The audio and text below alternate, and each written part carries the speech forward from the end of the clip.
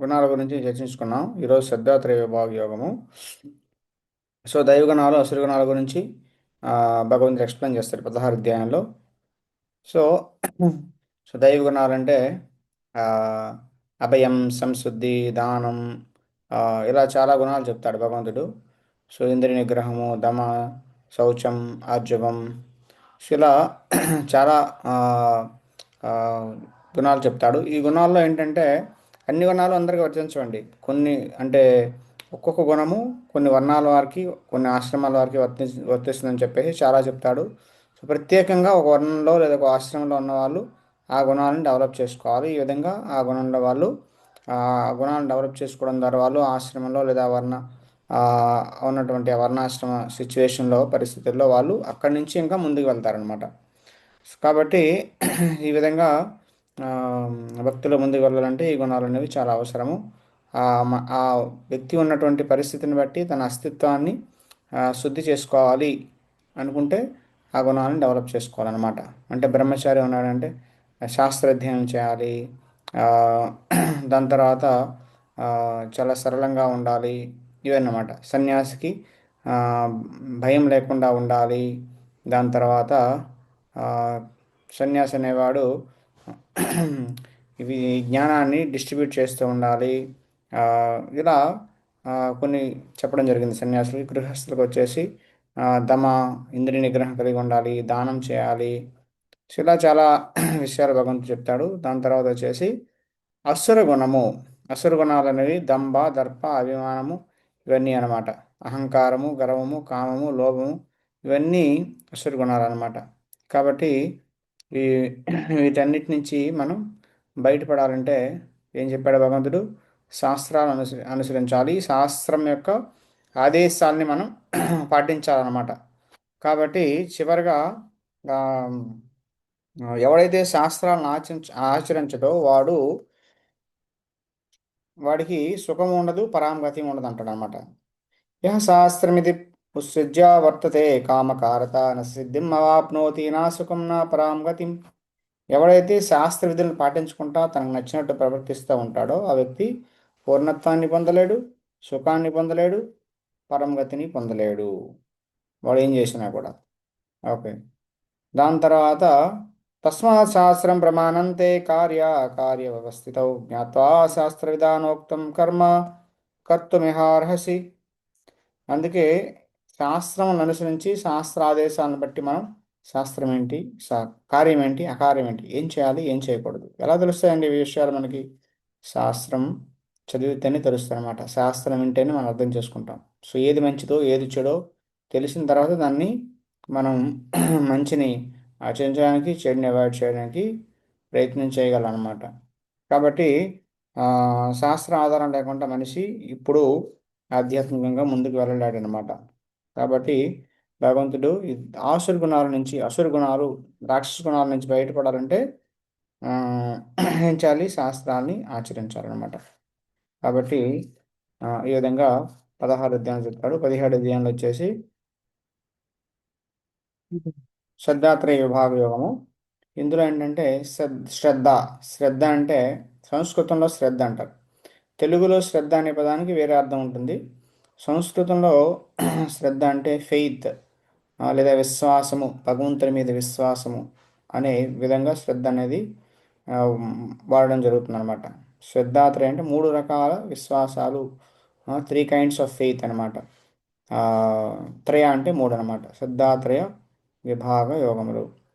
So ఈ విధంగా faith అనేది, విశ్వాసం అనేది మూడు రకాలుగా ఉంటుందని చెప్పేసి ఇందులో చెప్తారనమాట.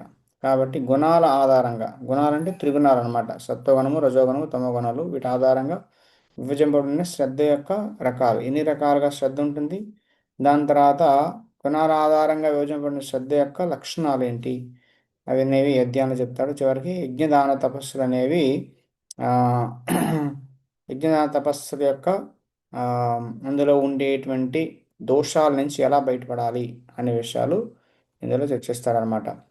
ఓకే. సో ఈ అధ్యాయాన్ని మనం ఫేస్ అనేటువంటి యాక్రోనిం ద్వారా అర్థం చేసుకోవచ్చు. ఎఫ్ అంటే ఆ, ఆ,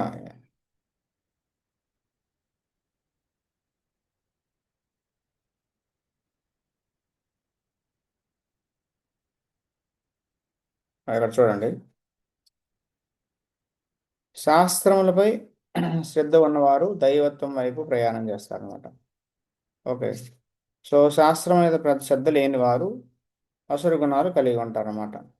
సో శాస్త్ర నియమాలు పాటించక తమ మానసిక కల్పనలు అనుసరించి పూజలు నడుచు వారి స్థితి గురించి తెలియపరచడమే ఈ యొక్క 17 అధ్యాయం యొక్క ముఖ్య ఉద్దేశం అనమాట.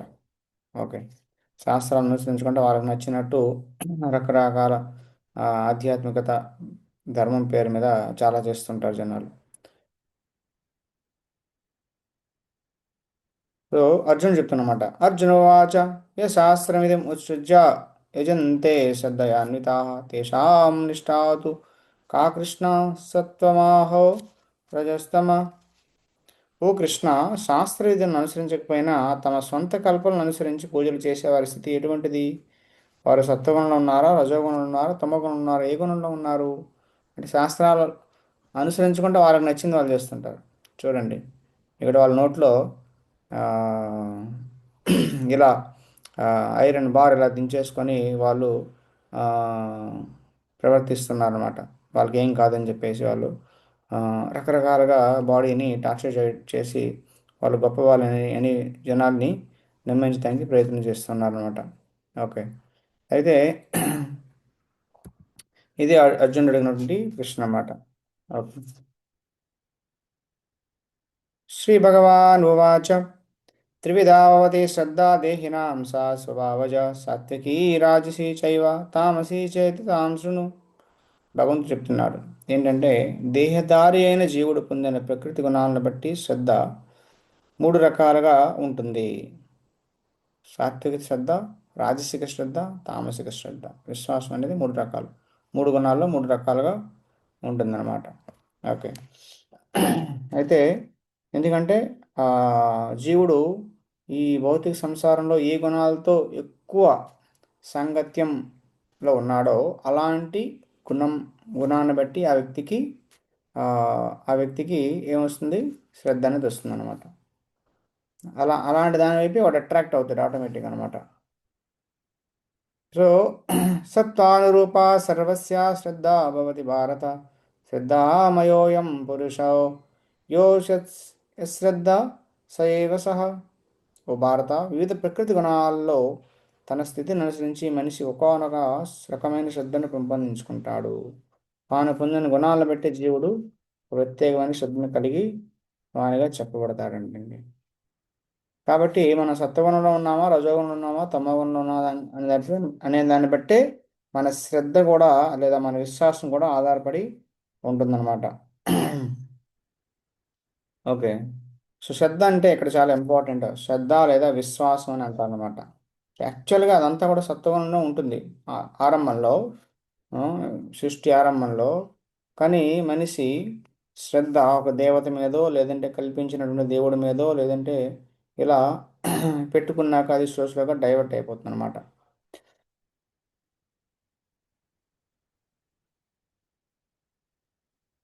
యజంతే సాత్వికా దేవాన్ యక్షరక్షాంసి రాజసాః ప్రేతాన్ భూతగణాంశ్చాన్యే యజంతే తామసా జన.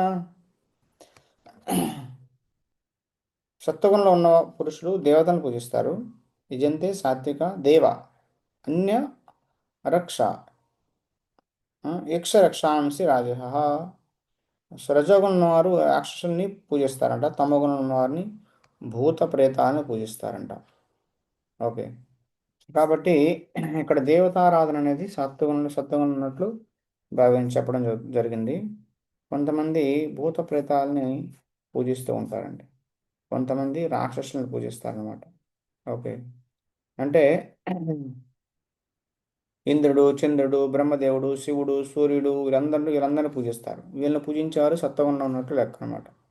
ఓకే. సత్వగుణంలో ఏదో లాభం కోసం వాళ్ళు పూజిస్తారు. రజోగుణంలో ఉన్నవారు రాక్షసులను పూజిస్తారంట. ఒక ఎగ్జాంపుల్ చెప్తానమాట. రెండో ప్రపంచ యుద్ధం జరిగినప్పుడు ఒక వ్యక్తి హిట్లర్ని పూజించాడంట. ఎందుకంటే హిట్లర్ అంట హిట్లర్ వలన వీడి బిజినెస్లో బ్లాక్ మనీ చాలా వచ్చిందనమాట ప్రపంచ యుద్ధం వలన. రెండో ప్రపంచ యుద్ధానికి కారణం కాబట్టి వాడు హిట్లర్ని పూజించాడు అనమాట. హిట్లర్ వల్ల నాకు ఇంత డబ్బు వచ్చిందని చెప్పేసి. సో దీన్ని రజోగుణంలో ఉండేటువంటి పూజ అని చెప్పేసి అంటారు. రజోగుణంలో ఉండేటువంటి విశ్వాసము శ్రద్ధ అని చెప్పేసి అంటారన్నమాట. అంతేకాకుండా తమోగుణంలో ఉన్నప్పుడు కొంతమంది ఏం చేస్తారంటే చచ్చిపోయినటువంటి ఆ, మనిషిని సమాధిలో పూజిస్తారంట. సో దాని తర్వాత ఆ, కొంతమంది భారతదేశంలో విలేజెస్లో చూస్తాం అన్నమాట. గ్రామాల్లో చెట్ల దగ్గరికి వెళ్ళి దెయ్యాలకు దీపాలు పెడుతూ ఉంటారు అన్నమాట. ఆ చెట్ల దగ్గర, ఆ చెట్టు యొక్క బుర్రలో. సో ఈ విధంగా వాళ్ళు దెయ్యాల్ని పూజిస్తారంటండి. సో ఆ గ్రామాల్లో దెయ్యాలను పూజిస్తారన్నమాట. సో ఆ దెయ్యాల నుండి కొన్ని శక్తులు పొందడానికి ప్రయత్నం చేస్తారన్నమాట. సో చెట్టులో దెయ్యం ఉందని చెప్పేసి ఆ చెట్టును పూజిస్తారు ఉంటారన్నమాట. దాని తర్వాత కానీ ఇది తమోగుణం అంటారు. కానీ శుద్ధ సత్వంలో ఉన్నవాడు విష్ణు భగవానుని పూజిస్తారు. ఓకే. విష్ణుని పూజిస్తారు, రాముని పూజిస్తారు, లేదా కృష్ణుని పూజిస్తారు. విష్ణు అవతారాన్ని పూజిస్తారు అనమాట. విష్ణు అవతారాన్ని పూజించేవారు మూడు గుణాలకి అతీతం అయిపోతారు అనమాట. మూడు గుణాలకి అతీతం అవుతారు.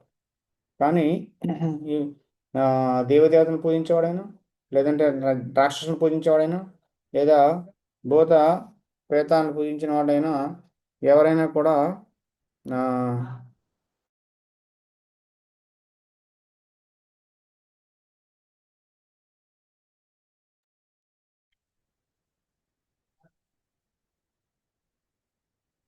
సో ఈ విధంగా ఆ, శ్రద్ధ అనేది ఉంటుందండి. ఓకే.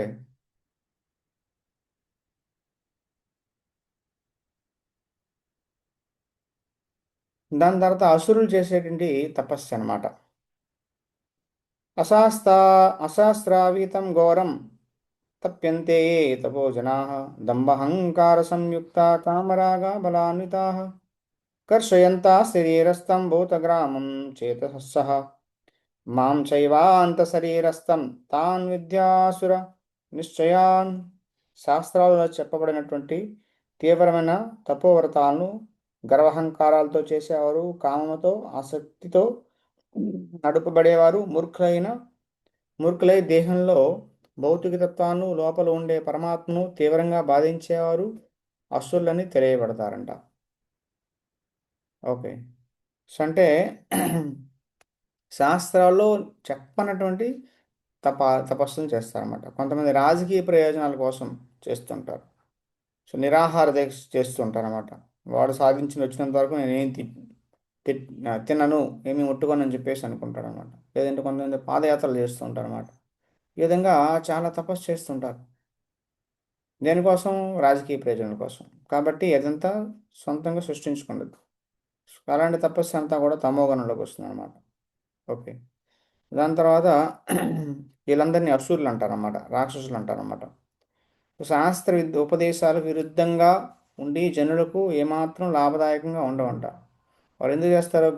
గర్వం, అహంకారము, కామము, భౌతికాసక్తి వీటితో పనిచేస్తారంట.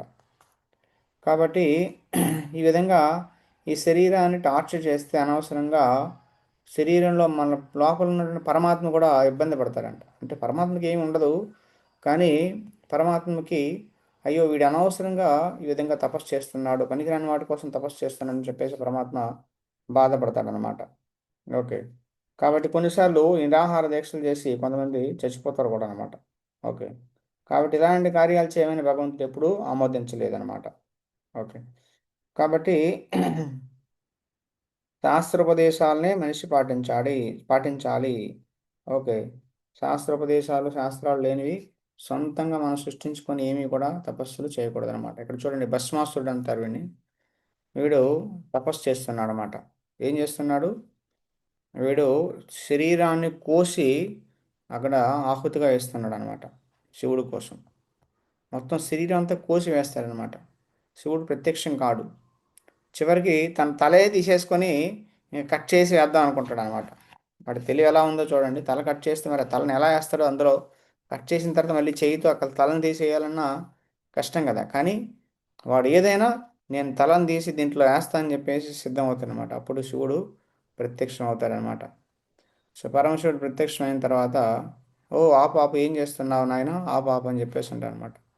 అంటే నాకు వరం కావాలంటాడు. ఒక అడుగు ఏం కావాలంటే అప్పుడు అంటాడనమాట ఈ భస్మాసురుడు, నేను ఎవరి మీద చెయ్యి వేస్తే వాడు భస్మం అయిపోవాలి అని చెప్పేసి అంటాడు. శివుడు ఇంకేం చేస్తాడు, ఇంకో ఆప్షన్ లేదనమాట. వీడిని ఆపాలి తపస్సు చేయకుండా అంటే వరం ఇవ్వాలన్నమాట. శివుడు తదాస్తు అని చెప్పేసి చెప్తాడనమాట. ఓ, నాకు ఇప్పుడు వరం వచ్చేసింది, శివుడు ఇచ్చేశాడు, కాబట్టి ఇప్పుడు ఏం చేయాలి, శివుడినే చంపాలి. సో శివుడిని చంపితే నేను ఏం చేయొచ్చు, ఆ, పార్వతీదేవిని పెళ్లి చేసుకోవచ్చు. ఇది వీడి లక్ష్యం అనమాట. వీళ్ళని అసురులు అంటారన్నమాట, రాక్షసులు అంటారన్నమాట. కాబట్టి ఆ, శివుడు వెనకాల పరిగెడతాడనమాట. సో శివుడు పరిగెడుతూ ఉంటాడు. సో ఈ రాక్షసుడు పరిగెడుతూ ఉంటాడు వెనకాల. పరిగెడుతూ ఉంటే ఆ, మధ్యలో ఒక చిన్న విష్ణుమూర్తి ప్రత్యక్షం అవుతాడనమాట. ప్రత్యక్షమై చిన్న బాలుడిగా వస్తాడనమాట. వచ్చి "ఆ, అసలు ఎక్కడ పరిగెడుతున్నావు, ఆగాగు" అని చెప్పేసి అంటాడనమాట. సో చెప్తున్నాం. ఆ, ఆగాగు అని చెప్పేసి అంటే ఆ, ఏంటి చెప్పు అంటానమాట. యాక్చువల్లీ శివుడు చాలాసార్లు వరాలు ఇస్తూ ఉంటాడు, ఏం పని చేయవు, అనవసరంగా నువ్వు ఫూల్ అయిపోతావు, అందరికి నవ్వుతుంటా అంత నవ్వుతారు, ఆ నవ్వు రూపాలు అయిపోతావు. శివుడి దగ్గరికి వెళ్ళి నువ్వు శివుడి మీద ఆ, శివుడి తల మీద చెయ్యి వేశాక శివుడికి ఏం కాలేదనుకోండు, కాకపోతే అప్పుడు ఏమవుతుంది, ఇన్ని చూసి అందరు నవ్వుతారు. కాబట్టి ఒకసారి ఆ వరం పని చేస్తుందో లేదో టెస్ట్ చేసుకో అని చెప్పేసి అంటాడు అనమాట. సో టెస్ట్ చేయాలి, అవును నిజమే అంటే, సో సరే ఒకసారి టెస్ట్ చేసుకో, అది పని చేయదు అని చెప్పేసి అంటాడు అనమాట. ఈ చిన్న బ్రహ్మచారి వచ్చినటువంటి బాలుడు అనమాట, యాక్చువల్లీ భగవంతుడు విష్ణుమూర్తి అనమాట. సో ఒకసారి టెస్ట్ చేసుకోమని చెప్పేసి అంటాడు, వెంటనే భస్మం అయిపోతాడు అనమాట. కాబట్టి ఈ అసురులందరూ కూడా ఇలాంటి తపస్సులు చేస్తుంటారు అనమాట. ఉత్తిగా దురుద్దేశం, చెడు ఉద్దేశంతోనే వాళ్ళు ఇలాంటి తపస్సులు చేస్తారనమాట.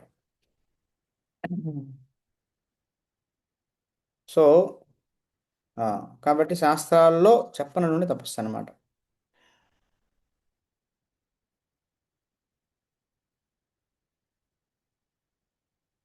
దాని తర్వాత ఆ, గుణాల ఆధారంగా విభజింపబడిన శ్రద్ధ యొక్క లక్షణాలు అనమాట. ఇందులో ఆహారం ఫస్ట్. అన్నీ కూడా భగవంతుడు కూడా యజ్ఞ దాన తపస్సు ఆహారం, ఈ నాలుగు కూడా మూడు గుణాల్లో ఉంటాయి, మూడు రకాలుగా ఉంటాయని చెప్తాను అనమాట. ఆహారం మూడు రకాలుగా ఉంటుంది, యజ్ఞం మూడు రకాలుగా ఉంటుంది, దానం మూడు రకాలుగా ఉంటుంది, తపస్సు మూడు రకాలుగా ఉంటుంది అని చెప్పేసి ఇక్కడ చెప్తాడనమాట. సత్వగుణం ఉండేటువంటి ఆహారం ఎలా ఉంటుంది అంటే ఆ, ఆహారస్ ఆహారస్తపి సర్వస్వ త్రివిధో భవతి ప్రియ యజ్ఞస్తథా యజ్ఞస్తపాస్తథా దానం తేషాం వేదం ఇమం శృణు. సో మనిషి ఇష్టపడే ఆహారం కూడా ప్రకృతి త్రిగుణాలను అనుసరించి మూడు రకాలుగా ఉంటుంది. యజ్ఞాలు, తపస్సులు, దానము విషయంలో కూడా ఇది సత్యమే. సో వీటి మధ్య ఉండే భేదాలని ఇప్పుడు విను అని చెప్పేసి అంటున్నాడు భగవంతుడు. కాబట్టి యజ్ఞదాన తపస్సులో భేదాలనే ఉన్నాయి. అన్ని దానాలు సమానం కాదు, అన్ని యజ్ఞాలు సమానం కాదు, అన్ని రకాల తిండ్లు సమానం కాదు, అవి చెప్తున్నాడు అనమాట. కాబట్టి బుద్ధిమంతులైన వారు సరైనటువంటి దాన్ని అర్థం చేసుకొని సరైనటువంటి ఉన్నతమైనటువంటి దానం, ఉన్నతమైనటువంటి ఆహారం, ఉన్నతమైన యజ్ఞం, ఉన్నతమైన తపస్సు చేస్తారనమాట. దాన్ని ఎంచుకుంటారు అని చెప్తున్నాడు అనమాట. ఆయుహ సత్వం ఆయుః సత్వం బలారోగ్య సుఖప్రీతివర్ధనా రస్య స్నిగ్ధా స్థిరా హృదయ ఆహార సాత్వికా ప్రియ. సత్వగుణంలో ఉండేవారికి ఎలాంటి ఆహారం ఇష్టంగా ఉంటుందో చెప్తున్నాడు అనమాట. ఆయువుని పెంచుతాయంట. ఏ ఆహారాలు అయితే ఆయుష్ని పెంచుతాయో, స్వీయ అస్తిత్వాన్ని పవిత్రం చేస్తాయో, బలాన్ని పెంచుతాయో, ఆరోగ్యాన్ని పెంచుతాయో, ఆనందాన్ని ఇస్తాయో, సంతృప్తినిస్తాయో వాటిని ఇష్టపడతారండి. వాటిని ఇష్టపడతారంట, వాళ్ళని సత్వగుణంలో ఉన్న వాళ్ళు అంటారన్నమాట. కాబట్టి అట్టి ఆహారం ఎలా ఉంటాయి, రసపూర్ణంగా ఉంటాయి, చమురుతో ఉంటాయి, ఓకే, ఆరోగ్యకరంగా ఉంటాయి, హృదయానికి ప్రీతికరంగా ఉంటాయంట. ఇది సత్వగుణం ఉండేటువంటి ఆహారం, బెస్ట్ ఆహారం అన్నమాట. ఓకే. రెండవది వచ్చేసి రజోగుణం ఉన్న ఆహారం. అదేంటంటే కట్వంలా లవణాత్యుష్ణ తే తే కృష్ణ రూక్ష విదాహిన ఆహారా రాజసస్యేష్ట దుఃఖశోకామయప్రదాః. చేదైనవి, పుల్లనివి, అతి పుల్లనివి, ఉప్పైనవి, ఉప్పనివి, వేడిగా ఉండేవి. ఆ, అంటే కారం అన్నమాట, కారం ఎక్కువ ఉండేది. కారమైనవి, ఎండినవి, ఆ, మంట కలిగించేవి, ఇవన్నీ కూడా రజోగుణం ఉన్న వారికి ప్రియమంట. ఓకే. సాఠ్యాహారాలు ఏం కలిగిస్తాయి? దుఃఖ శోక దుఃఖము, శోకము, రోగము కలిగిస్తాయంట. రజోగుణంలో ఉండేవి అంటే టూ మచ్ అనమాట. అతి, ఏదైనా అతి అనమాట. చాలా చేదుగా ఉండేవి, చాలా పుల్లగా ఉండేవి, చాలా వగరుగా ఉండేవి, చాలా ఉప్పగా ఉండేవి, చాలా ఆ, కారంగా ఉండేవి. ఆ, ఇవన్నీ అన్నమాట. మంటని కలిగించేవి. ఇవన్నీ రజోగుణంలో ఉంటాయి అన్నమాట. చూస్తూ ఉంటాం కొంతమంది తింటుంటే కళ్ళలో నీళ్ళు వస్తుంటాయి, ముక్కులో నుంచి నీరు కారేస్తూ ఉంటుంది, నోరు అంటూ ఉంటాడు అనమాట. సో అలాంటి భోజనాలు ఏవైతే ఉంటాయో అవి తింటే రోగాలు వస్తాయి, దుఃఖాన్ని ఇస్తాయి అని చెప్తున్నాడు. యాతయామం గతరసం పూతి పరిషుదం చయత్ ఉచ్ఛిష్టమపి చావేద్యం భోజనం తామసప్రియం. తినడానికి 3 గంటల ముందు తయారు చేయబడిన ఆహారము, దాని తర్వాత రుచి లేనిది, మురిగిపోయింది, కుళ్ళినది అయిన ఆహారము, ఎంగిలిని, తాకరాని పదార్థాలను కలిగినట్టు ఆహారము తమోగుణంలో ఉన్నట్టు వారికి ప్రియమైందండి. ఎలాంటిది అంటే ఫుడ్ తయారు చేసిన తర్వాత 3 గంటల్లో తినేయాలి, అప్పుడే సత్వం ఉంటుంది అనమాట. సో చాలామంది ఉదయం చేసేసుకుంటారు, రాత్రి వరకు అలా కంటిన్యూ చేస్తుంటారు, మధ్యాహ్నం అదే, రాత్రి అదే అనమాట. లేదా పాశ్చాత్య దేశాల్లో అయితే వారానికి ఒక్కరోజే వండుతారు చాలామంది. ఒక్కసారి తయారు చేసి ఫ్రిడ్జ్లో పెట్టేసుకుంటారు, తీసుకొద్ది వేడి చేసి తినేస్తుంటారు అనమాట. సో ఇవన్నీ కూడా తమో గుణంలో ఉండేటువంటి ఆహారాలు అనమాట. సో ఇవి చాలా డేంజరస్ అండి, చాలా డేంజరస్. ఫ్రెష్ ఆహారం అప్పటికప్పుడు ఉండింది, వేడిది, విదిన్ 3 అవర్స్లో తినేయాలన్నమాట. సో విదిన్ 3 అవర్స్లో తినేస్తే అది సత్వగుణం ఉంటుంది. 3 గంటల కన్నా ఎక్కువ అయిపోతే అది తమోగుణం వెళ్ళిపోతుంది, కుళ్ళిపోతుంది. ఓకే. చాలా ఆ, లేదా ఎంగిలి పదార్థాలు కూడా, వేరే వాళ్ళ ఎంగిలి కూడా ఇప్పుడు తినకూడదు అనమాట. ఎంగిలి వలన కూడా చాలా రకాల బ్యాక్టీరియా ఆ, ఇవన్నీ వస్తాయి అన్నమాట. ఓన్లీ మహాత్ముల యొక్క ఆ, ఎంగిలి తినొచ్చు, భగవంతుడి యొక్క ఎంగిలి తినొచ్చు. ఎంగిలి అంటే ఆ, ఉచ్ఛిష్ట, భగవంతుడు నైవేద్యం పెట్టింది మహాప్రసాదం, లేదంటే చాలా మహాత్ములు భాగవతోత్తుల యొక్క ఉచ్ఛిష్ట తినొచ్చు. అది తప్ప ఇంకా అది కలుషితం అవ్వదన్నమాట. మిగతా వాళ్ళ ఆ, మిగతా ఎలాంటి వాళ్ళు ఎంగిల్ తిన్నా అది తమోగుణం అయిపోతుంది అనమాట. సో ఎంగిల్ అంటే ఏంటి? కొంతమంది వడ్డిస్తూ ఉంటారు అనమాట. వడ్డించినప్పుడు వాళ్ళు ఎంగిల్ ప్లేట్ తీసుకుని వస్తే దాంట్లో టచ్ చేస్తారనమాట, ఆ స్పూన్ తగిలేస్తుంది అనమాట. సో లేదా అందులో వేసినప్పుడు అందులో నుంచి ఇందులో మళ్ళీ తొలుతుంది అనమాట. ఈ విధంగా అదంతా ఎంగిల్ అయిపోతుంది అనమాట. ఇదంతా తమోగుణంలో ఉన్నటువంటి ఫుడ్ అని చెప్పేసి ఉంటారు అనమాట. సో ఉన్నతమైనటువంటి మంచి ప్రసాదాన్ని కూడా, ఫుడ్ని కూడా జనాలు ఆ, వడ్డించడం రాక చాలాసార్లు ఇలా చేస్తూ ఉంటారు అనమాట. కాబట్టి ఎంగిలి పదార్థాలు అనేవి తినకూడదు అనమాట. ఓకే. దాని తర్వాత రుచి లేనిది కూడా తినకూడదు అనమాట. రుచి లేనిది, ఫెర్మెంట్ అయిన ఫుడ్స్ కూడా తినకూడదని చెప్పేసి చెప్తున్నాను అనమాట. ఇవన్నీ కూడా ఆరోగ్యాన్ని నాశనం చేస్తాయి అని చెప్పేసి ఉంటున్నాను అనమాట. కాబట్టి ఆయువుని పెంచడము, మనస్సును పవిత్రీకరించడము, దేహబలాన్ని కలిగించడము ఆరోగ్యం యొక్క, ఆహారం యొక్క ప్రయోజనం. ఎందుకు తినాలి? మనం హ్యాపీగా, హెల్తీగా, బలవంతంగా ఉండడం కోసం, పనిచేయడం కోసం. మనసు కూడా మంచి ఫుడ్ తీసుకుంటే మనసు కూడా పవిత్రీకరం అవుతుంది అనమాట.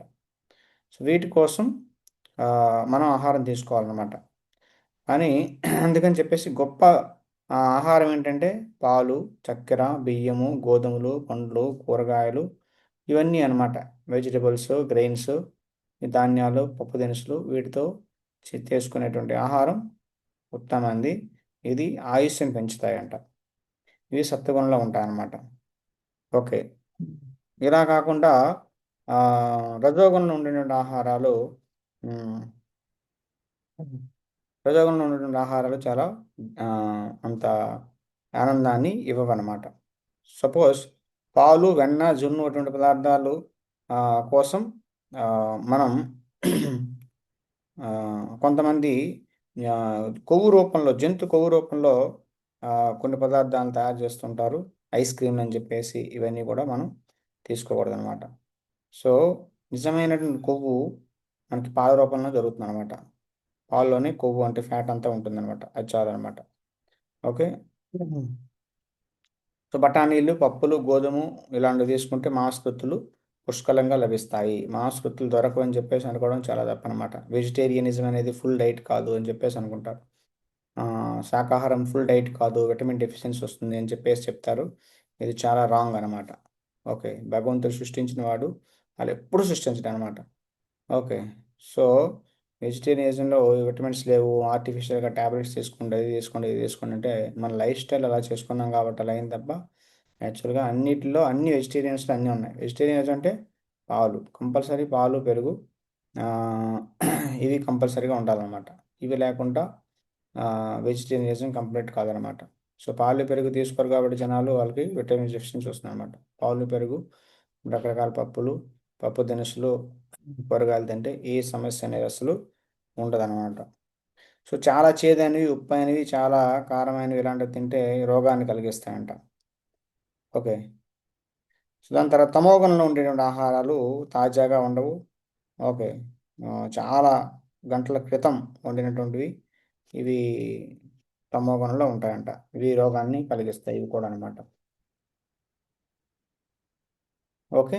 సో ఇప్పుడు మనం 3 రకాల ఆహారాల గురించి చర్చించుకున్నాం. ఓకే. సో రసపూర్ణంగా ఉంటుంది, జ్యూసీగా ఉంటుంది, సత్వగుణం ఉండే ఆహారం పుష్టికరంగా ఉంటుంది, ఆరోగ్యకరంగా ఉంటుంది. తింటూ ఉంటే సంతృప్తి అనేది మనకు అనిపిస్తుంది అనమాట. ప్రశాంతంగా ఉంటుంది అనమాట. కొంతమంది చాలా ఉప్పు కారాలు వేసుకొని ఘాటుగా తింటే అది సాటిస్ఫాక్షన్ అనేది ఉండదన్నమాట. తిన్నప్పుడు నాలుగు మంట, లోపలికి వెళ్ళే కడుపు మంట, బయటకు వచ్చినప్పుడు ఆ, టాయిలెట్లో మంట అనమాట. సో అలాంటి ఫుడ్ అంతా కూడా ఆరోగ్యాన్ని పాడు చేస్తుంది అనమాట. రజోగుణంలో ఉండేటువంటి ఆహారం చేదుగా, అతి చేదుగా, అతి పుల్లగా, అతి ఉప్పుగా, అతి వేడిగా, అతి కారంగా, మంటను కలిగించే విధంగా ఉంటుందని చెప్తున్నాను అనమాట. సో దుఃఖం ఎలా వస్తుందంటే విశ్వనాథ్ చక్రవర్తి ఠాకూర్ చెప్తారనమాట. క్లేశము రోగం అంటున్నారు. ఆహారం తిన్న తర్వాత ఒకరు అనుభూతి చెందేటువంటి ఆవేదన క్లేశం అనమాట. దాని తర్వాత రోగం అనేది కొన్ని రోజుల తర్వాత, కొన్ని నెలల తర్వాత వస్తుందన్నమాట. అది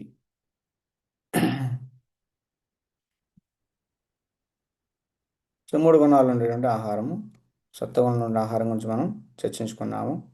మనస్సుకు ప్రీతినిస్తుంది, ఆయుష్ని పెంచుతుంది, బలాన్ని పెంచుతుంది, ఆరోగ్యాన్ని పెంచుతుంది, తృప్తినిస్తుంది, ఆనందాన్ని ఇస్తుంది. రజోగుణంలో ఉన్న ఆహారం చూడండి. ఇక్కడ అతి చేదుగా, అతి పుల్లగా, అతి ఉప్పుగా, అతి వేడిగా, అతి కారంగా, మంటను కలిగించేటట్టు ఉంటుందన్నమాట. ఓకే. సో ఇవన్నీ కూడా డ్రైగా ఉంటుంది, పొడిగా ఉంటుంది అనమాట. తమోగుణంలో ఉన్న ఆహారాలు ఓకే చాలా పాతది, నిన్నో మొన్నో ఎప్పుడో ఉండినవి, కంపు కొట్టినవి, ఓకే, చెడిపోయినవి, జంతువుల యొక్క మాంసంతో కూడినవి, ఇవన్నీ కూడా తమోగుణం నుండి ఆహారాలు అన్నమాట. దాని తర్వాత యజ్ఞాలు. 3 గుణాల్లో యజ్ఞాలు ఎలా ఉంటాయి? ఫస్ట్ క్లాస్ యజ్ఞం ఏంటి, సెకండ్ క్లాస్ యజ్ఞం ఏంటి, థర్డ్ క్లాస్ యజ్ఞం ఏంటి? సత్వగుణంతో సత్వగుణంతో ఆచరించే యజ్ఞం. అపరాకాంక్షిభిర్యో యజ్ఞో విదిష్టో యా యుజ్యతే యష్టవ్యామేవేతి మనస్ సమాదాయ సాత్వికా.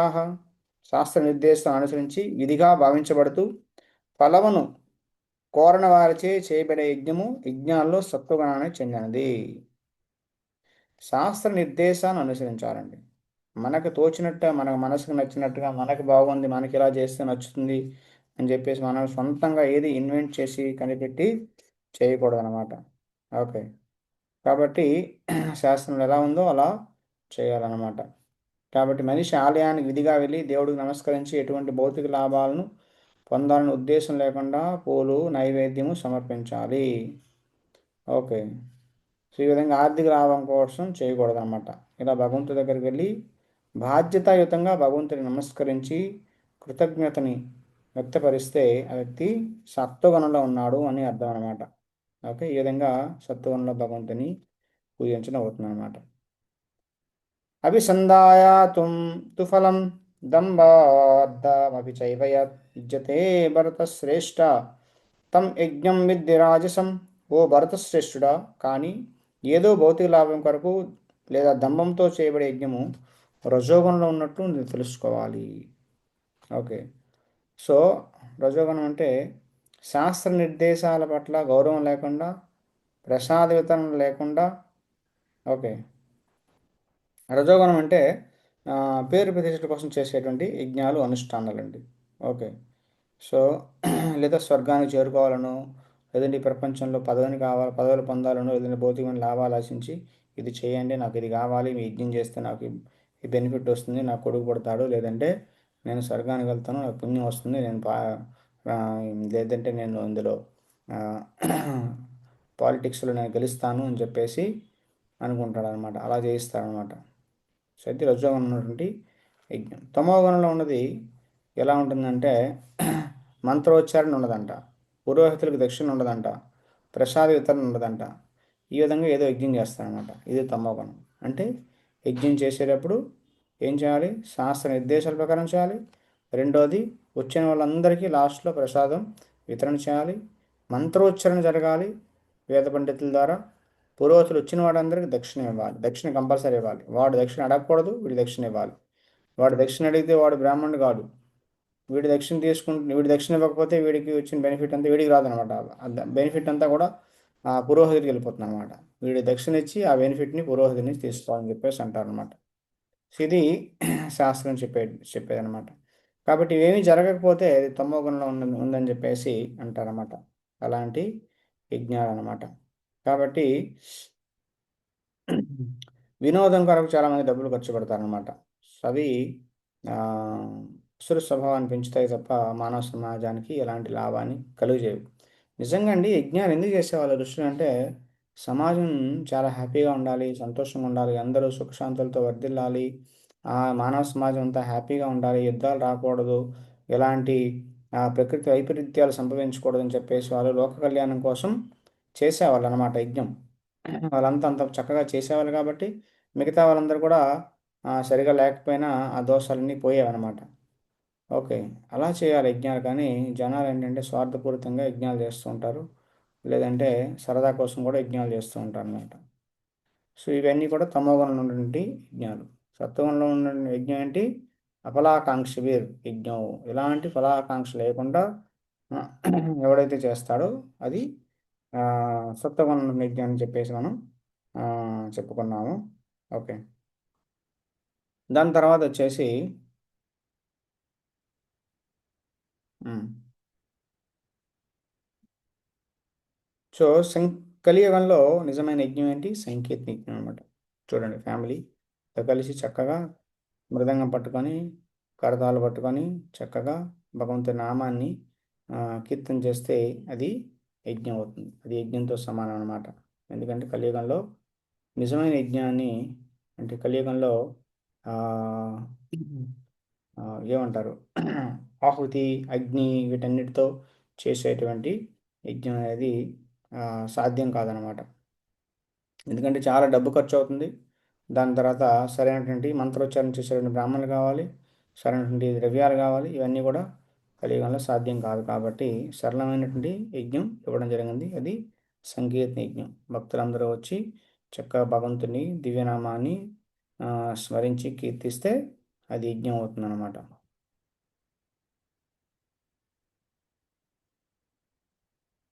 స్వరజగుణంలో చేసేటువంటి యజ్ఞాలు అనమాట. ఏదో లాభాన్ని ఆశించి జనాలు యజ్ఞం చేస్తూ ఉంటారు, లేదా ఆడంబరం కొరకు యజ్ఞం చేస్తూ ఉంటారు అన్నమాట. సో తమోగుణంలో ఉండే యజ్ఞాలు ఆ, ఇలా ఉంటాయన్నమాట. ప్రసాద వితరణ ఉండదు, శ్రద్ధారహితంగా ఉంటుంది, శాస్త్రాలను పట్టించుకోకుండా ఏదో పెద్ద ఆ, మత ప్రదర్శన అనమాట. నేను చాలా భక్తుడిని, మేము పెద్ద వినాయకుడిని పెడతామని చెప్పేసి ఇంకా మేము పెద్దది పెడతాం, అందరికన్నా మాది పెద్ద ఉండాలనేటువంటి అహంకారంతో జనాలు డబ్బు పెట్టి ఇలా చేస్తుంటారు అనమాట. ఓకే. లేదంటే కాళీ పూజ అని చెప్పేసి మాది పెద్దది ఉండాలి, మేము పెద్ద మండపం కడతాము, ఆ, మేము గ్రేట్ అనేటట్టుగా.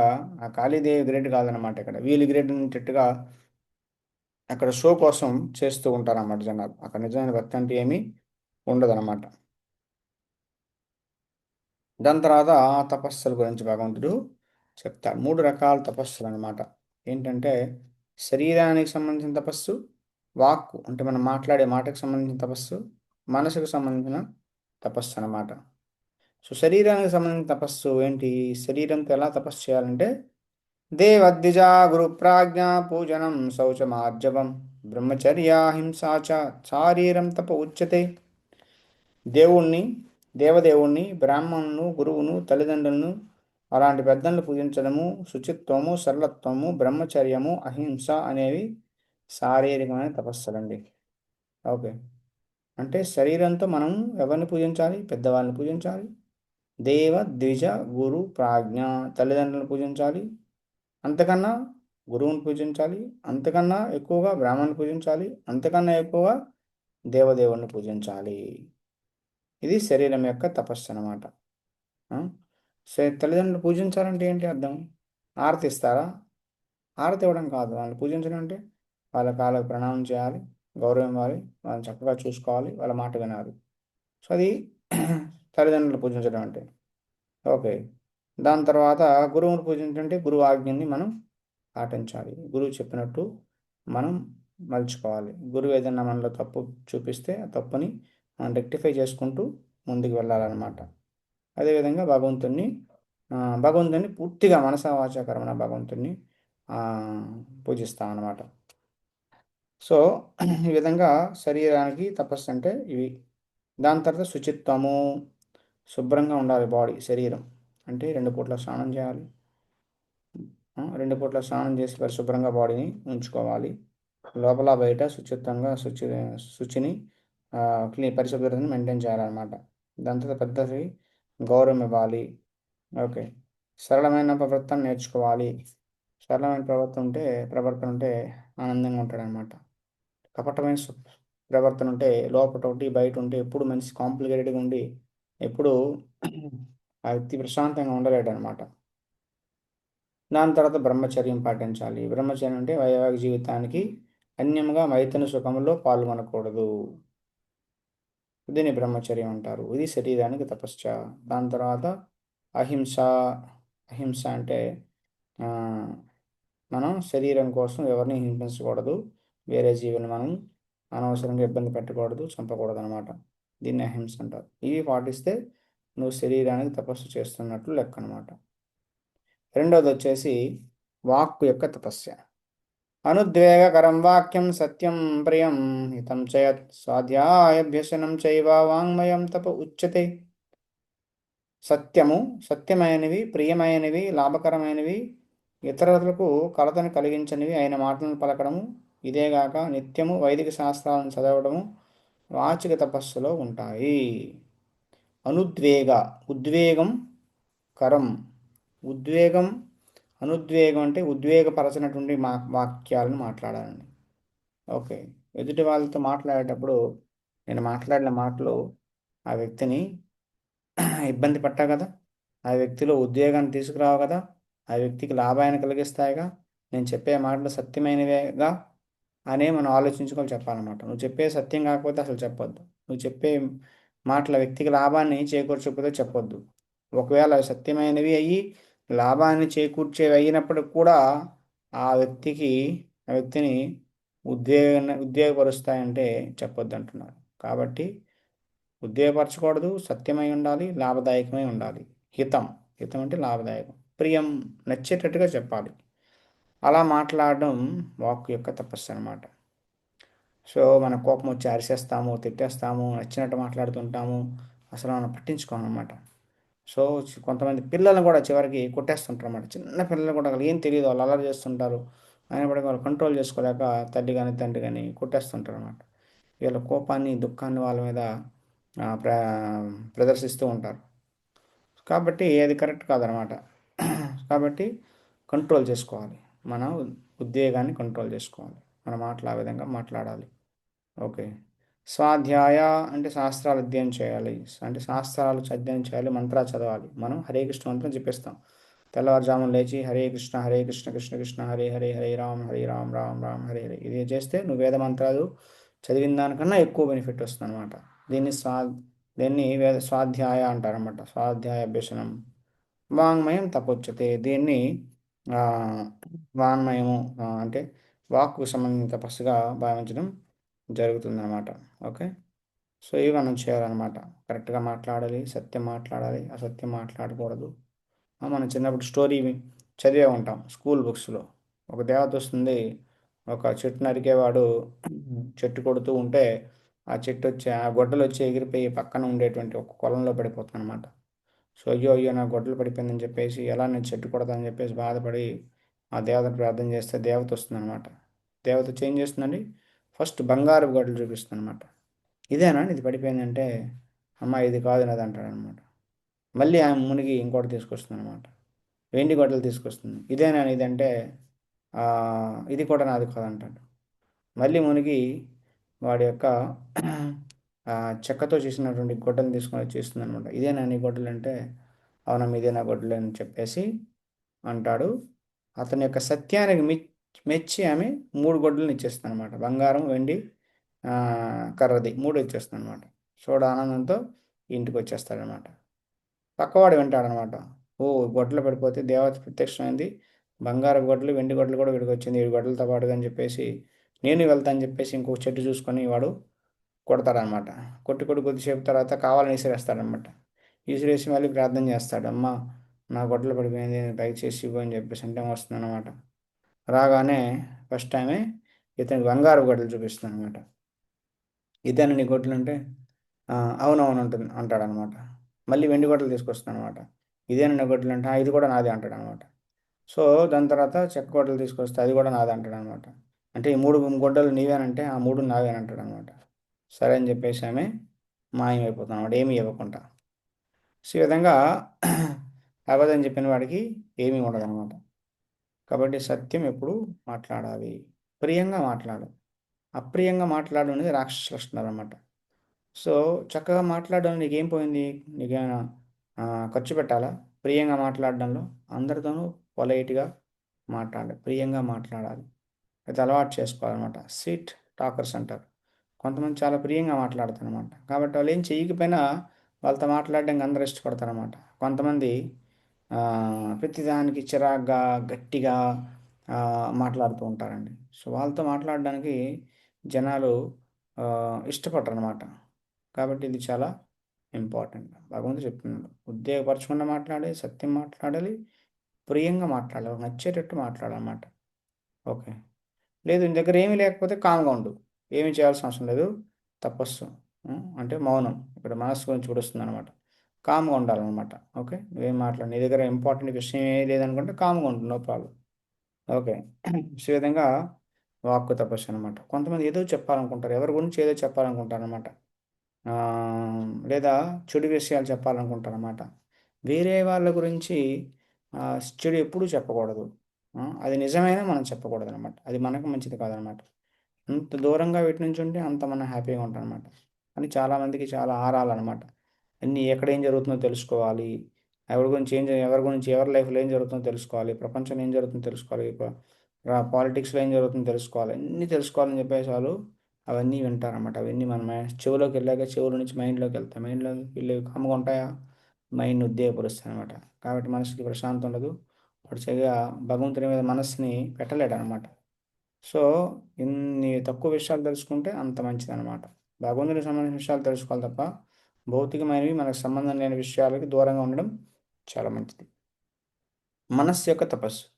మన ప్రసాద సౌమ్యత్వం మౌనం ఆత్మ వినిగ్రహ భావ సంశుద్ధిత్యేతపోమానసం ఉచ్యతే. మనస్సు యొక్క తపస్సు అండి చాలా ఇంపార్టెంట్. ఎందుకంటే మనః మనస్సు ప్రసాద సౌమ్యత్వం. సో మనఃప్రసాద్ అంటే మానసిక సంతృప్తి అనమాట. దాని తర్వాత సౌమ్యత్వం అంటే సరళంగా ఉండడము, మౌనంగా ఉండడము, ఆత్మ నిగ్రహము, ఆత్మ నియంత్రణ, ఇంద్రియ నియంత్రణ అనమాట. భావ సంశుద్ధి, తన స్వభావాన్ని అస్తిత్వాన్ని శుద్ధిపరచుకోవడం అనమాట. ఇవి 5 ఉన్నాయన్నమాట. మా మనస్సు యొక్క తపస్సులు. సో మనస్సుకి ఎలా తపస్సు చేయించాలి? సంతృప్తి. ఏది ఉంటే దాంతో సంతృప్తి చెందాలి. నీ దగ్గర 1 బిహెచ్కే ఉందా? ఓకే, 1 బిహెచ్కే సంతృప్తి. 2 బిహెచ్కే ఉంటే 2 బిహెచ్కే, 3 బిహెచ్కే ఉంటే 3 బిహెచ్కే.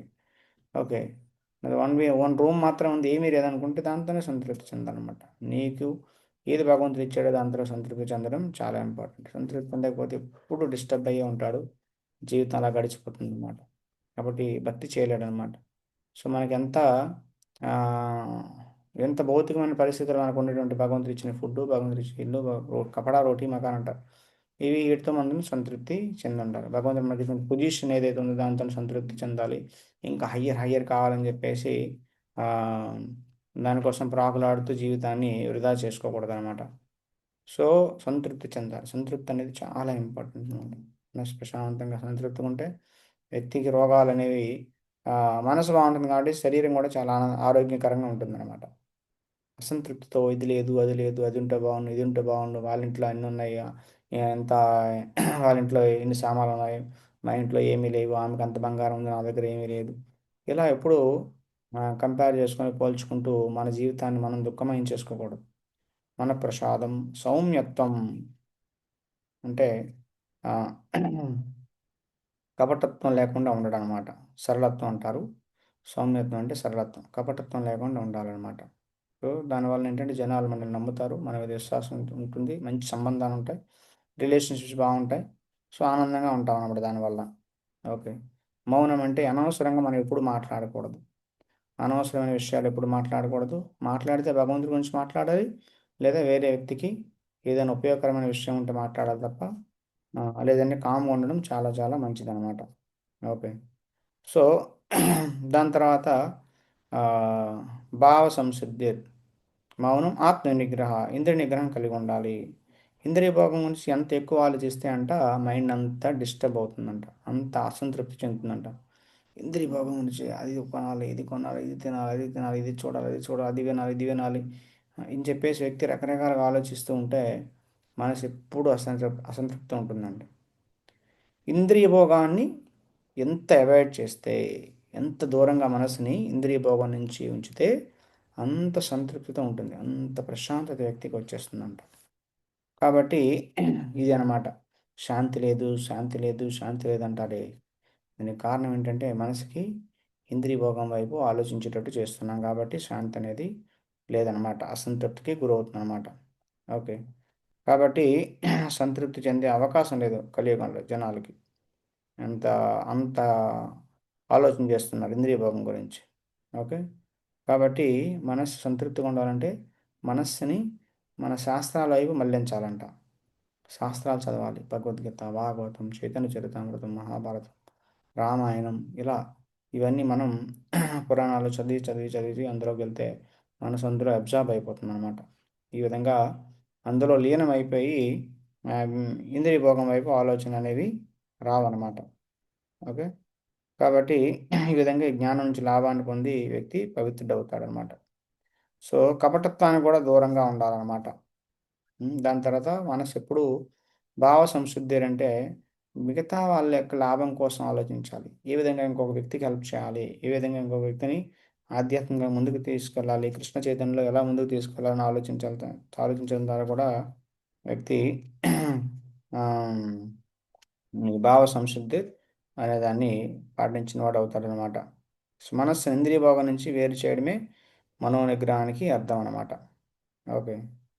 సో, మిగతా వ్యవహారాల్లో కూడా నిష్కపటంగా ఉండాలి వ్యక్తి. కపటం లేకుండా ఉండాలి.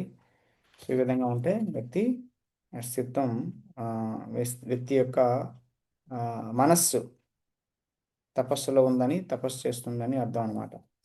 ఇది మనస్సుకిచ్చేటువంటి తపస్సులనమాట. దాని తర్వాత ఆ! ఇది సారాంశం ఏంటంటే శరీరం యొక్క తపస్సు ఏంటి? దేవదేవుడిని, బ్రాహ్మణుల్ని, గురువుల్ని, తల్లిదండ్రుల్ని వాళ్ళని పూజించుట, శుచిత్వం కలిగి ఉండుట శరీరం, సరళత్వం కలిగి ఉండుట, బ్రహ్మచర్యం పాటించుట, అహింస పాటించుట. ఓకే. వాక్కు యొక్క తపస్సు సత్యం మాట్లాడాలి, ప్రియంగా మాట్లాడాలి, హితకరంగా ఉండాలి వేరే వ్యక్తులకి, ఆందోళన పరచకుండా ఉండాలి. ఓకే. అఫ్‌కోర్స్ టీచర్ కొన్నిసార్లు స్టూడెంట్స్ మీద కోపం చూపించొచ్చు. వాళ్ళ మంచి కోసం అనమాట. సరిదిద్దడం కోసం కొన్నిసార్లు కోపం చూపించాలి, వాళ్ళని మందలించాలి, కొన్నిసార్లు తిట్టాలి. ఇదంతా కూడా గురువు శిష్యుడికి చేయొచ్చు. ఒక టీచర్ స్టూడెంట్‌కి చేయొచ్చనమాట. అది తప్పు కాదనమాట. వాళ్ళు వాళ్ళని అంత కోపం చూపించకపోతే వాళ్ళెప్పుడు మంచి మార్గంలో వెళ్ళలేరనమాట. అది మంచిది. కానీ సాధారణంగా అలాంటి పొజిషన్‌లో గురువు పొజిషన్, టీచర్ పొజిషన్ లేని వాళ్ళు మాత్రం అలా చేయకూడదనమాట. ఓకే. దాని తర్వాత వేద అధ్యయనం చేయడం, వేద పారాయణ చేయడం ద్వారా కూడా వాక్కు తపస్సు అనేది జరుగుతుంది. సో మనసు యొక్క తపస్సు ఏంటి? తృప్తి, సరళత్వము, మౌనము, ఆత్మ నిగ్రహము, అస్తిత్వాన్ని పవిత్రమనుకుంటా. ఓకే.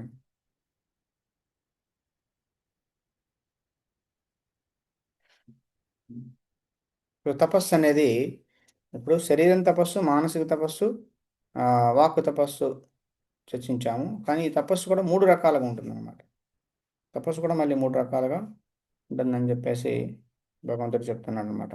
ఏంటది అంటే, భౌతిక లాభాలను ఆశించకుండా శ్రద్ధయా పరయా తప్తం తపస్త త్రివిధం నరై ఫలాకాంక్షి విర్యుక్తై సాత్వికం పరిచక్షతే. భౌతిక లాభాలను ఆశించకుండా కేవలము భగవంతుని కొరకే మానవులచే దివ్యమైన శ్రద్ధతో చేయబడే ఈ మూడు రకాలైన తపస్సులు సాత్విక తపస్సులుగా చెప్పబడతాయి. ఏంటంటే సత్కారా సత్కారా మాన పూజార్థం తపోదం వేన చైవ యత్ క్రియతే తదిహా ప్రోక్తం రాజసం చలమధ్రువం. సత్కారము, గౌరవము, పూజలు పొందడానికి గర్వంతో చేయబడే తపస్సు రజోగుణంలో ఉన్నదిగా చెప్పబడుతుంది. అది స్థిరము కానీ శాశ్వతము కానీ కాదు. సో చేసే తపస్సులు భౌతిక లాభాలను ఆశించకుండా ఆ, చేస్తే, భగవంతుని కొరకు మాత్రమే చేస్తే అది సాత్విక తపస్సు. రాజకీయ తపస్సు అంటే గర్వంతో చేసేది, గౌరవం కొరకు లేదా ఫాలోవర్స్ కొరకు లేదంటే అనుచరుల కొరకు వాళ్ళ నుంచి పూజలు అందుకోవడం కోసం చేసే తపస్సు రాజసిక తపస్సు అన్నమాట. ఓకే. కాబట్టి రాజసిక తపస్సు ఎంతో కాలం ఉండదన్నమాట. ఇంకా తామసిక తపస్సు ఏంటి అంటే ఆ, మూఢ మూఢగ్రాహే మూఢగ్రాహేనాత్మనో యత్పీడయా క్రియతే తప పరస్యోత్సాదనార్థం వా తత్తామస ఉదాహృతం. స్వీయ హింసతో కానీ, ఇతరులను నశింపజేయడానికి కానీ, లేదా వారికి హాని కలిగించడానికి మూర్ఖత్వంతో చేసే తపస్సు తమోగుణంలో ఉన్నదిగా చెప్పబడుతుంది అన్నమాట. సో హిరణ్యకశిపుడు లాంటి అసురులు చేసిన తపస్సులు దేనికోసం? ఇంకా అందరినీ నాశనం చేయడం కోసం, దేవతలను ఇబ్బంది పెట్టడం కోసం, అమరుడు అవ్వాలని చెప్పేసి హిరణ్యకశిపుడు తపస్సు చేశాడు అనమాట. ఓకే. సో భస్మాసురుడు చేసిన తపస్సు అలాంటిది. కానీ ధ్రువ మహారాజ్ చేసేట తపస్సు సాత్విక తపస్సు. ఎందుకంటే డైరెక్ట్గా విష్ణువు కావాలి, విష్ణువుని చూడాలి, విష్ణువుతో మాట్లాడిన ఉద్దేశంతో ధ్రువుడు తపస్సు చేశాడు కాబట్టి అది సాత్వికమైనటువంటి తపస్సు అన్నమాట. దాని తర్వాత గర్వంతో చేసేది హిరణ్యకశిపుడు చేసే తపస్సు అనమాట. తామసిక తపస్సు అంటే భస్మాసురుడు చేసేటువంటి తపస్సు అనమాట.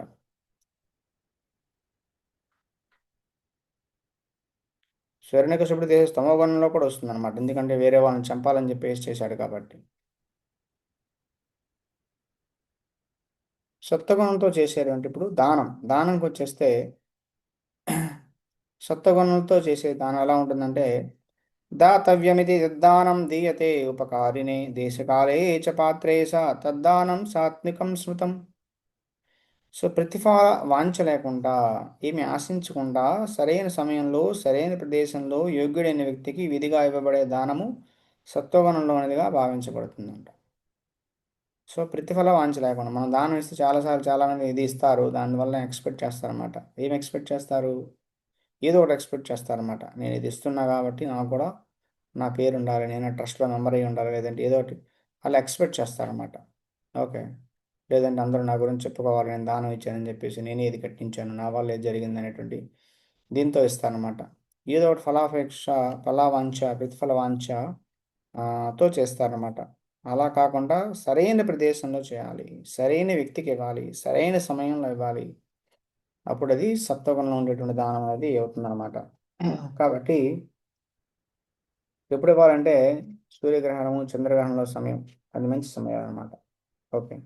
అప్పుడు ఇవ్వచ్చు, లేదా మాసాంతంలో పౌర్ణమి రోజు ఇవ్వచ్చు, లేదా ఆ, ఆధ్యాత్మిక ప్రదేశాల్లో ఇవ్వచ్చు.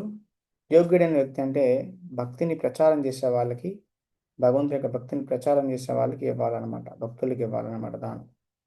సో వివేకం లేకుండా విచక్షణ లేకుండా దానం అనేది ఎవరికి పడితే వాడికి ఇవ్వడం శాస్త్రం చెప్పాల అలా ఇవ్వమని.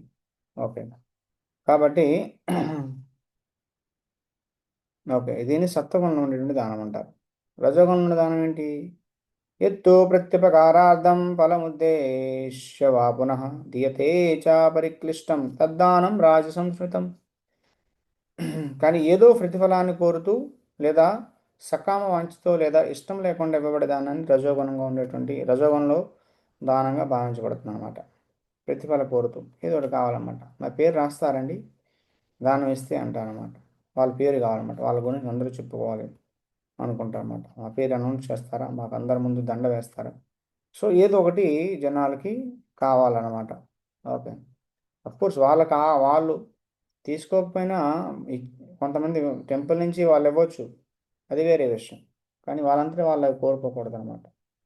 దానివల్ల పూర్తి లాభం అనేది రాదనమాట. రజోగుణంలో ఉండేటువంటి దానం ఆ, అన్- అని చెప్పబడుతుంది అనమాట. కొన్నిసార్లు ఇష్టం లేకుండా ఇస్తారు. దీనికి ఇష్టం లేకుండా ఎందుకు ఇస్తారంటే, ఒక పెద్ద గ్రూప్ వస్తుందండి, అందరి నుంచి కలెక్ట్ చేస్తున్నాం మేము ఇక్కడ, ఆ, వినాయక చవితి చేస్తున్నాం, గణేష్ చతుర్థి చేస్తున్నాం, లేదంటే అమ్మవారి పూజ చేస్తున్నాం, దసరా నవరాత్రులు చేస్తున్నాం, కాబట్టి మీరు అందరూ ఎంత ఇవ్వాల్సిందే అని చెప్పేసి అంటారు అనమాట. సో వాడు తెచ్చినట్టు ఇంక నో చెప్పలేక ఇస్తారనమాట. అయ్యో ఎందుకు ఇచ్చేసానని చెప్పేసి తర్వాత బాధపడతారనమాట. అలాంటి దానాలని రజోగుణంలో ఉండే దానాలు అనమాట. కాబట్టి లేదా ఇంద్రియ భోగం కోసం ఇచ్చే దానాలు అనమాట. ఇంద్రియ భోగం కోసం కొన్ని సంఘాలు అనేవి ఇంద్రియ భోగాన్ని ప్రమోట్ చేస్తూ ఉంటాయి అన్నమాట. అలాంటి ధర్మ సంస్థలకు నువ్వు ఇస్తే అది కూడా రజోగుణం నుండి దానం అవుతుంది అనమాట. ఓకే. దాని తర్వాత తమోగుణం నుండి దానం. ఆ దేశకాలే యద్దానం పాత్రేభ్యశ్చ దీయతే సత్కృతామవజ్ఞాతం తద్దామ సముదాహృతం. అపవిత్రమైన ప్రదేశంలో తగని సమయంలో అయోగ్యులైన వ్యక్తికి తగినంత శ్రద్ధ గౌరవం లేకుండా చేసే దానం తమోగుణంలో ఉన్నదిగా చెప్పబడుతుంది. అపవిత్రమైన ప్రదేశాలు అంటే కొంతమంది బార్స్కి వెళ్తుంటారు, లేదా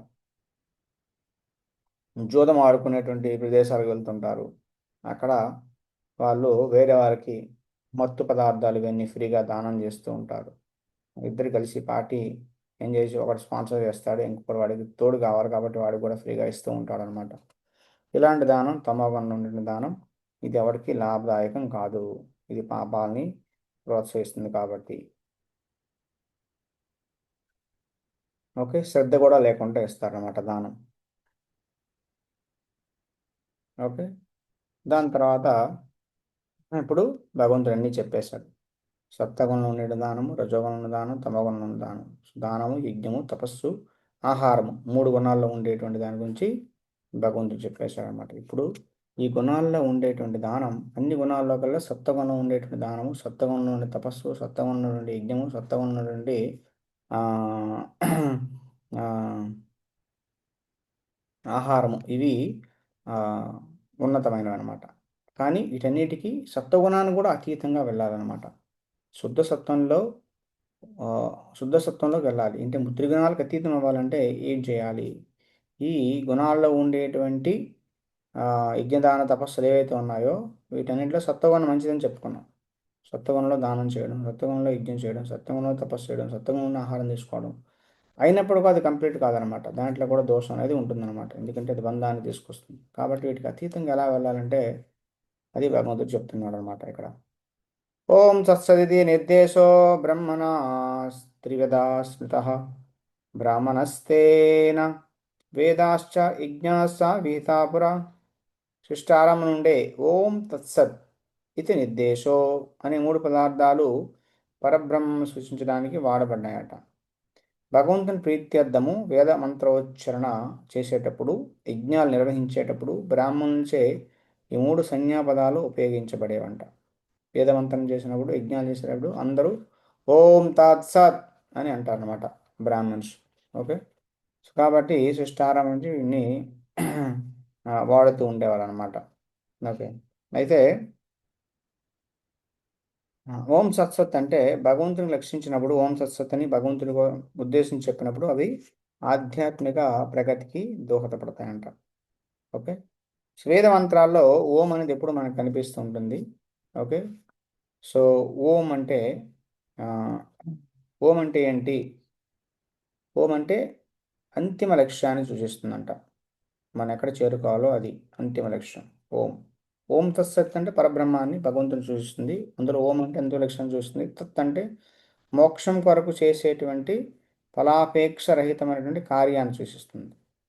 సత్ అంటే ఆ పరమ పురుషుని కోసం సేవ కోసం చేసే కార్యాలన్నమాట. వాటిని సత్ అంటారు అనమాట. ఈ విధంగా ఓం తత్సత్ అంటే ఆ భగవంతుడి కోసం చేసేటువంటి కార్యాలు, ఫలాపేక్ష రహితంగా చేసేటువంటి కార్యాలు, భగవంతుని చేరుకోవడం కోసం చేసే కార్యాలు అనమాట. ఓకే. ప్రతిఫల వాంఛ లేకుండా చేయాలి, సరైన ప్రదేశంలో సరైన సమయంలో చేయాలి. ఓకే. తగిన వారికి దానం అనేది ఇవ్వాలన్నమాట. ఓకే. అంటే ఆధ్యాత్మిక వైష్ణవుడికి దానం ఇస్తే అది త్రిగుణాలకు అతీతం అయిపోతుంది అన్నమాట. ఎందుకంటే డైరెక్ట్ భగవంతుడి సేవలో వినియోగించడం జరుగుతుంది కాబట్టి. దాని తర్వాత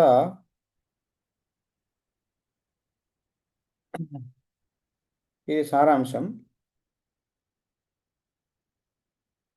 సో ఓం తత్సత్ అనేది పరబ్రహ్మాన్ని భగవంతుని సూచిస్తాయి. దానికోసం వాడుతుంటారు. ఓకే. సో ఓం తద్విష్ణో పరమం పదం సదా పశ్యంతి సూర్యాదివా చక్షురాతతం తద్విప్రాసో విపన్యవ జాగృతం సమీందతే యద్విష్ణో పరమం పదం అని చెప్పేసి ఆ, చెప్తారనమాట. సో ఓం తత్ విష్ణు పరమం పదం. ఓం తత్. సత్ అంటే సత్ ప్లేస్లో విష్ణుని వాడతారు అనమాట.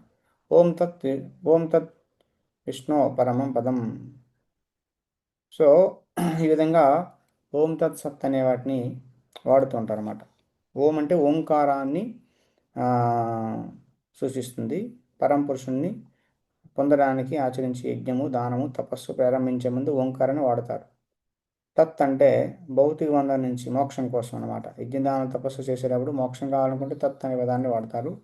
సత్ అనే పదాన్ని పరతత్వాన్ని సూచించడానికి, ఆ, పరతత్వం గురించి తెలుసుకోవాలని అన్వేషించే వాళ్ళు అన్వేషించేటప్పుడు ఆ పరతత్వాన్ని సూచించడానికి సత్ వాడతారు అనమాట.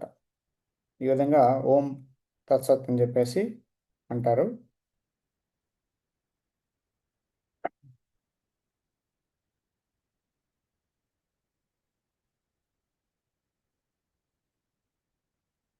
ఆ, శాస్త్ర విధుల ప్రకారం యజ్ఞము, దానము, తపస్సు వంటి కర్మలను చేపట్టే తత్వజ్ఞులు పరమపురుషుని పొందడానికి సర్వదా ఓంకారంతో ప్రారంభిస్తారు.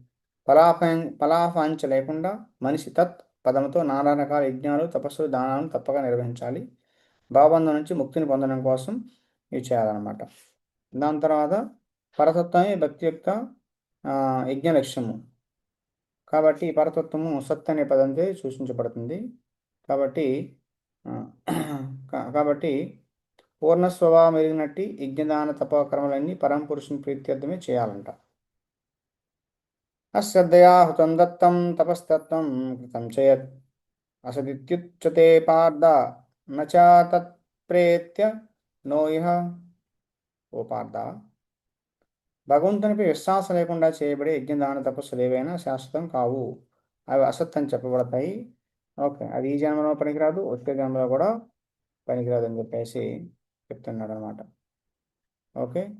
సత్ అంటే ఏంటి, అసత్ అంటే ఏంటి? అశ్రద్ధయ, శ్రద్ధ లేకుండా నువ్వేం చేసిన యజ్ఞదాన తపస్సులు చేస్తే, భగవంతుడి మీద విశ్వాసం లేకుండా, నమ్మకం లేకుండా నువ్వు యజ్ఞదాన తపస్సులు చేస్తే అది ఎందుకు పనికి రాదు అని చెప్తున్నాను అనమాట. నిరుపయోగం అనమాట.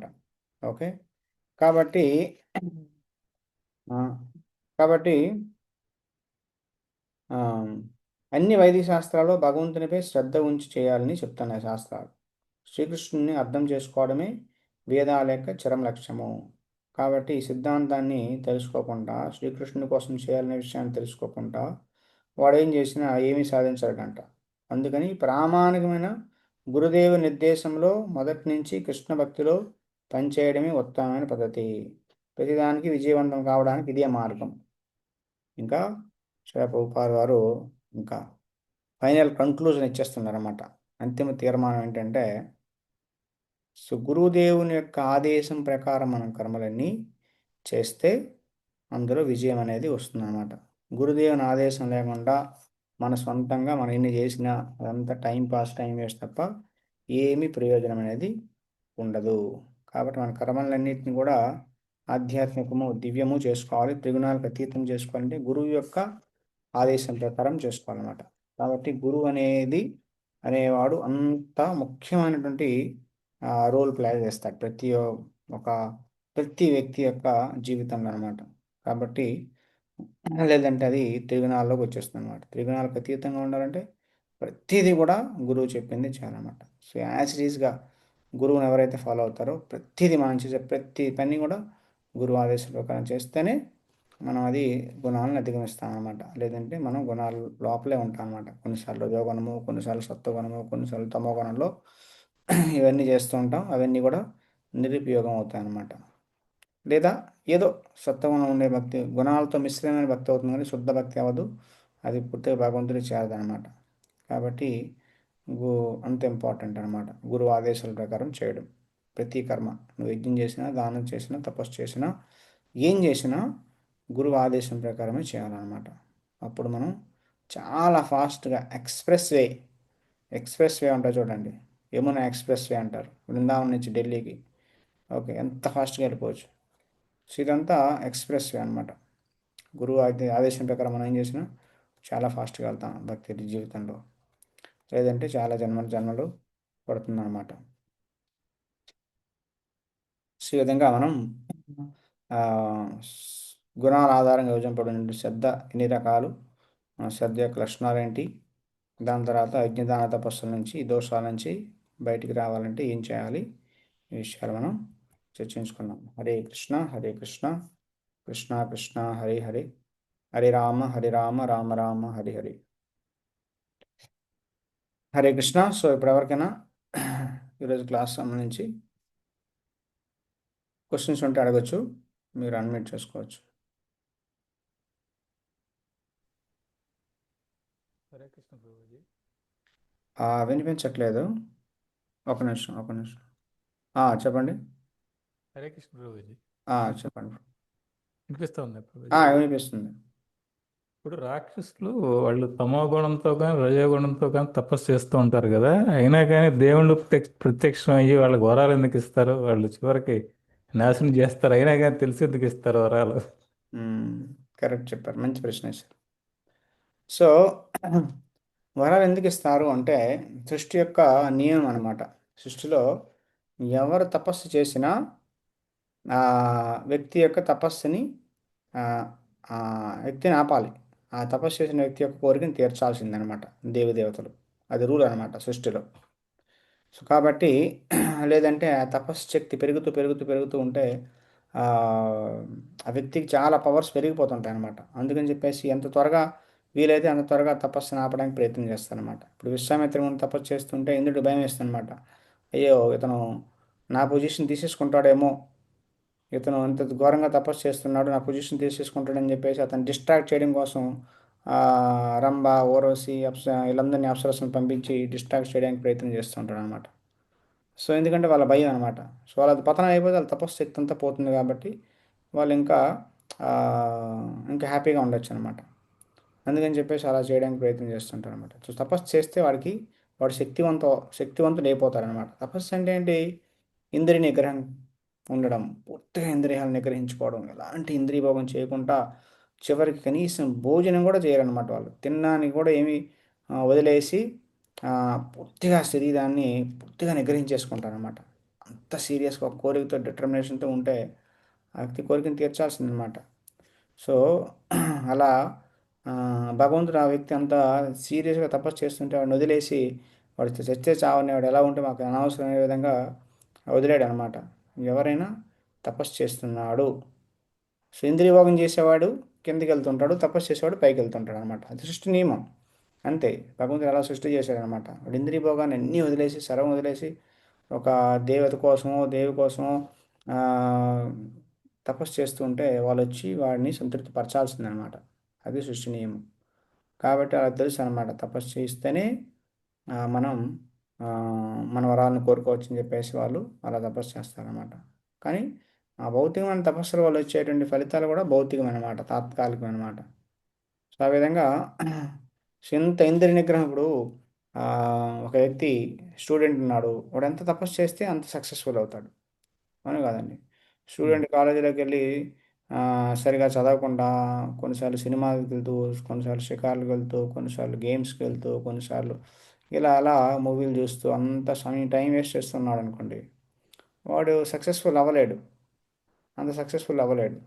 ఎవడైతే సర్వము త్యజించేసి అన్నీ త్యజించేసి సర్వము నాకు చదివే అని చెప్పేసి పెట్టుకుని చదువుతాడో వాడు చాలా సక్సెస్ఫుల్ అవుతాడు, అవునా కదా. సో ఉమ్. అదేవిధంగా బో బయట ప్రపంచంలో కూడా తపస్సు చేసే వ్యక్తి, ఇంద్రియ భోగాన్ని వదిలేసినటువంటి వ్యక్తి చాలా పవర్ఫుల్ అవుతాడు అనమాట. ఇంద్రియ భోగాన్ని చేసిన వ్యక్తి వీక్ అయిపోతాడు అనమాట. సో దేవతలకు అదే నియమం, దానాలు కూడా అదే నియమం అనమాట. లేదంటే భగవంతుడు పార్షియల్, భగవంతుడు చాలా పక్షపాతి, అందుకని దేవతలకి ఏం చేయకుండా వాళ్ళకి శక్తులు ఇచ్చేస్తున్నాడు, మేము ఏం చేసినా మమ్మల్ని భగవంతుడు మాకు పార్షియాలిటీ చూపిస్తున్నాడు అని అనుకుంటారు కదా. ఇప్పుడు భగవంతుని తిట్టుకుంటారు కదా దానవులు, రాక్షసులంతా. అందుకని భగవంతుడు ప్లేన్ అనమాట, నువ్వు కూడా మారు, నువ్వు కూడా తపస్సు చేయి, నువ్వు కూడా ఇంద్రియ భోగాన్ని వదిలిపెట్టి నీకు కూడా శక్తులు వస్తాయని భగవంతుడు చెప్తున్నాను అనమాట. సో భగవంతుడు ఓపెన్ అనమాట. కాబట్టి కొన్నిసార్లు దానవులు తపస్సు చేస్తుంటారు, దేవతలు ఇంద్రియ భోగం చేస్తుంటారు. కాబట్టి దేవతలు వీక్ అయిపోతారు, దానవులు పవర్ఫుల్ అయిపోతారు, అంతే కదండి. కాబట్టి ఆ, ఆ విధంగా సో వాళ్ళంతా వదిలేస్తున్నారు కదా, సర్వం వదిలేస్తే వాడికి పవర్స్ ఇవ్వాల్సిందే. ఓకే. కాబట్టి అది సృష్టిలో ఉండేటువంటి నియమం అనమాట. కాబట్టి దేవతలు వచ్చి వాళ్ళని సంతృప్తిపరచాల్సిందే. హిరణ్యకశిపుడు ఆ, తపస్సు చేస్తుంటే బ్రహ్మదేవుడు వచ్చి హిరణ్యకశిపుని సంతృప్తిపరచాల్సిందే. పరచకపోతే వాడు ఇంకా తపస్సు కంటిన్యూ చేస్తాడు.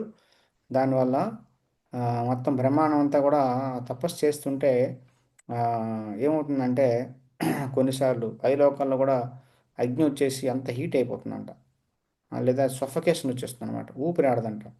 బ్రహ్మ అంటే ధ్రువ మహారాజు తపస్సు చేసినప్పుడు స్వర్గలోకంలో ఉండే వాళ్ళకి ఊపిరి కూడా ఆడలేదంట. ఎందుకంటే అంత తపస్సు చేశాడంట. తపస్సుతో భగవంతుని తన హృదయంలో బందీ చేసేస్తే విశ్వం అంతా గాలి లేకుండా అయిపోయిందంట. సో కాబట్టి తపస్సు అనేది చాలా పవర్ఫుల్ అనమాట. ఎందుకంటే ఈ సిద్ధాంతం భగవంతుడే ఈ సృష్టించాడు కాబట్టి అది ఎవరు దాన్ని వినియోగించుకున్నా వాడు పవర్ఫుల్ అవుతారనమాట.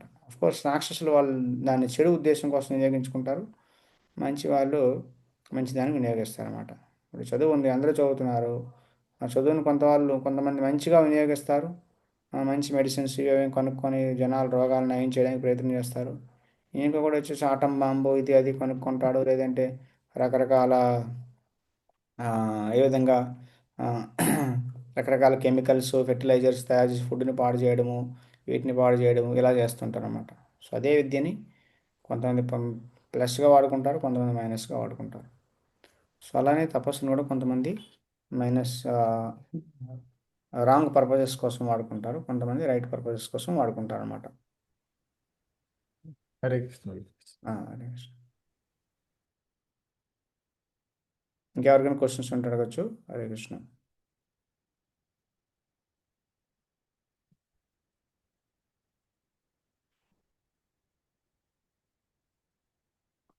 So okay.